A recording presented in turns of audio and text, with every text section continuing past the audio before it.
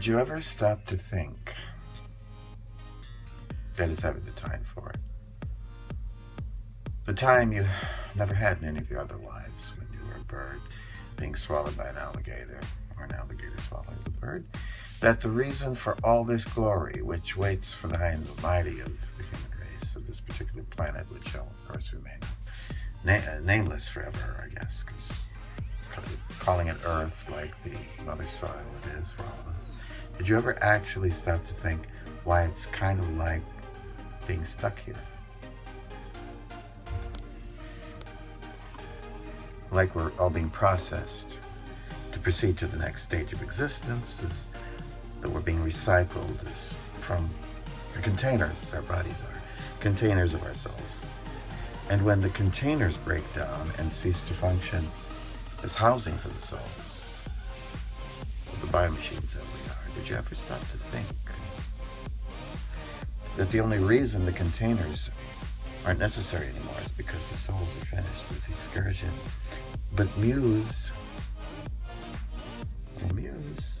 hear me. It's all right. It's all right.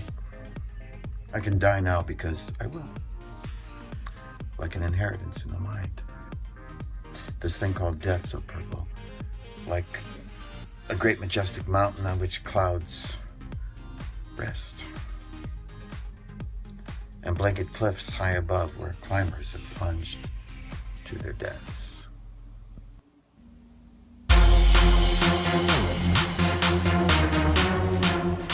So anyway, they plunged to their deaths.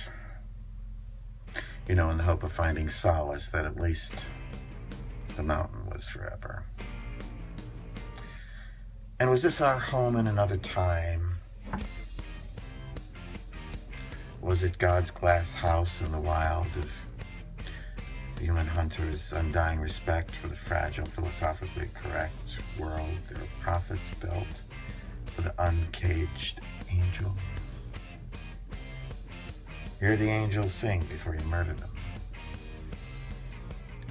But they will forgive you as Christ did, God willing. But did you ever stop to think why people die aside from a doctor's reason or a scientist's explanation? For instance, from a broken heart. Do people die from mysterious unexplained frogs or from curses? You might die from boredom. Listen to this enough. Maybe you should be dead now after listening to it. Or could it be that the one that wants you dead should be dead instead? If for no other reason, because of all that heavy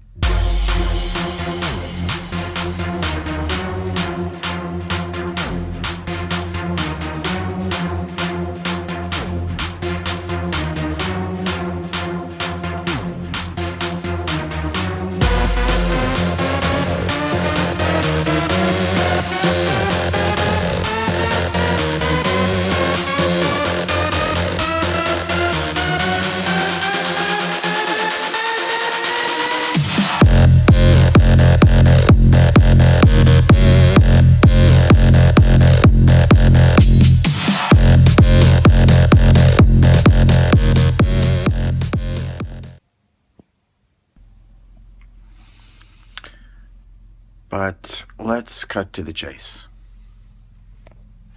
My last will and testament, I bequeath all my belongings to the people I knew best and to the God I worship the most.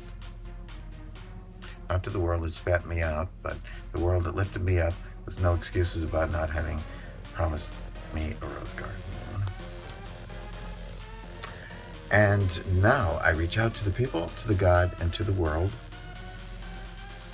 and give to all everything I had and still had.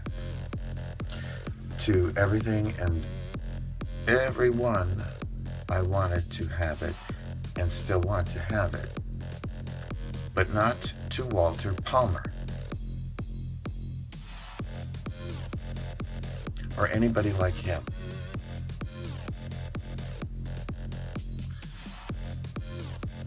Don't tell me what or who is important.